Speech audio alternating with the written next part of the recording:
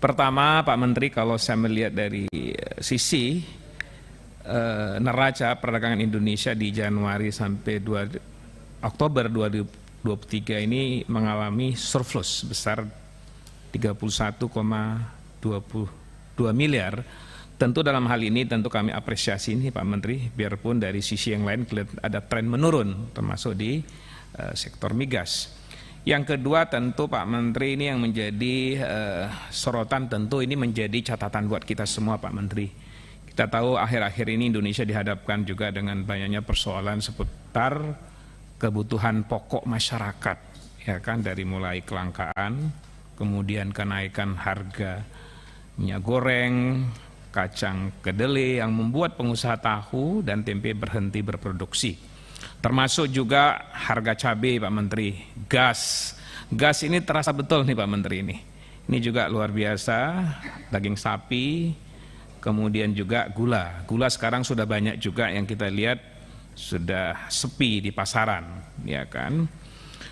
Kemudian yang kedua berkaitan minyak goreng. Saya pikir ini satu sisi kita apresiasi ke Pak Zulhas ini ketika persoalan minyak goreng luar biasa ada solusi dengan minyak kita.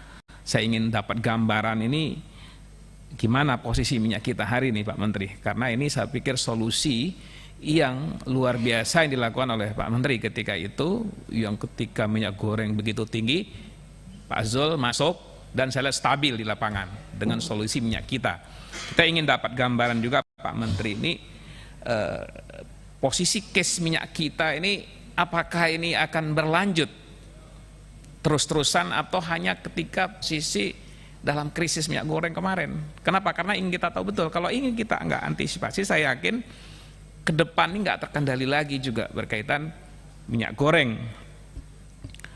Kemudian juga tentu kita melihat juga salah satu langkah yang dilakukan oleh Pak Menteri ketika harga-harga barang kebutuhan pokoknya naik adalah sidak. Pada pasar-pasar tradisional saya melihat langsung cukup bagus. Tapi kadang-kadang setelah Pak Menteri sidak ini tiba-tiba barang ini hilang lagi Pak Menteri ini. Ya, ini real kenyataan. Tentu kita berharap ini ada upaya-upaya yang dilakukan oleh pihak Kementerian Perdagangan ini berkaitan saya nggak tahu nih siapa di balik ini semua. Pasti permainan ini kan pasti di akhir-akhir, apakah di menjelang Idul Fitri dan Natal, kemudian akhir tahun. Saya pikir ini bukan hal yang baru. Kita harapkan ada langkah-langkah konkret yang dilakukan oleh pihak pemerintah.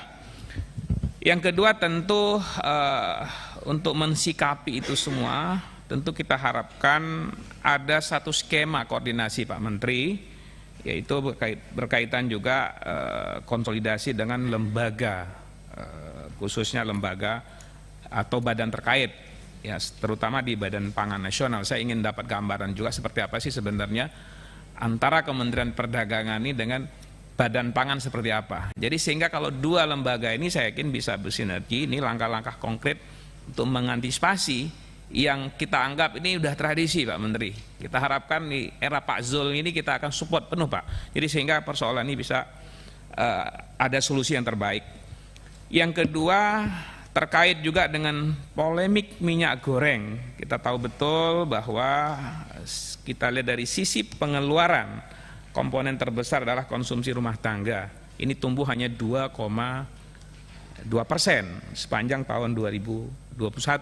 Ini tentu kita melihat bahwa ada kondisi rendahnya perbaikan, ya, daya beli masyarakat. Biarpun kita lihat kondisi ekonomi kita juga hari ini tidak baik-baik aja Pak Menteri.